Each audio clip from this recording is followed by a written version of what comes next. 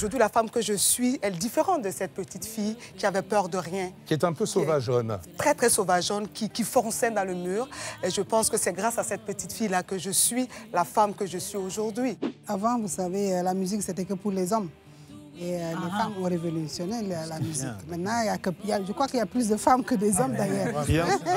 L'âme de l'Afrique nous appelle à l'ordre, mes frères et sœurs.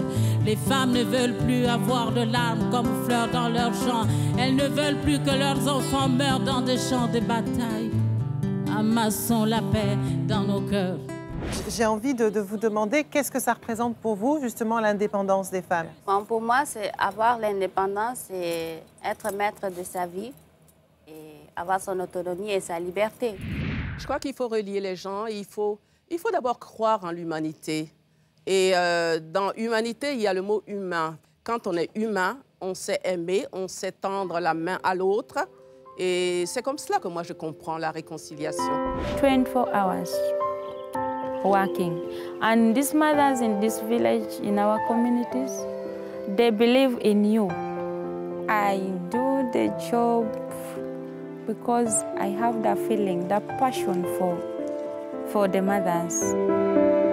Vous êtes la femme qui a dénoncé beaucoup de choses, l'excision, mais également la place des femmes dans la société. C'était aussi une de vos grandes luttes. Oui, les violences faites aux femmes, le mariage forcé.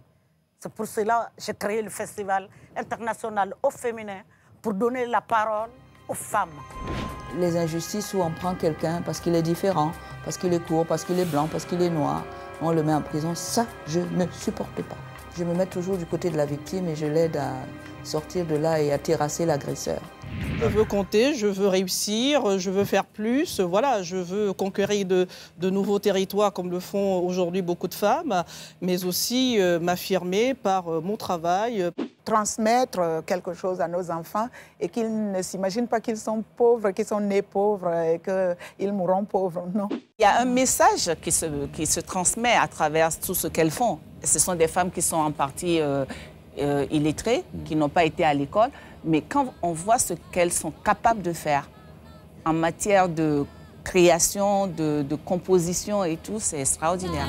Et toi, la femme africaine, arrache ton autonomie en travaillant ou depuis toi.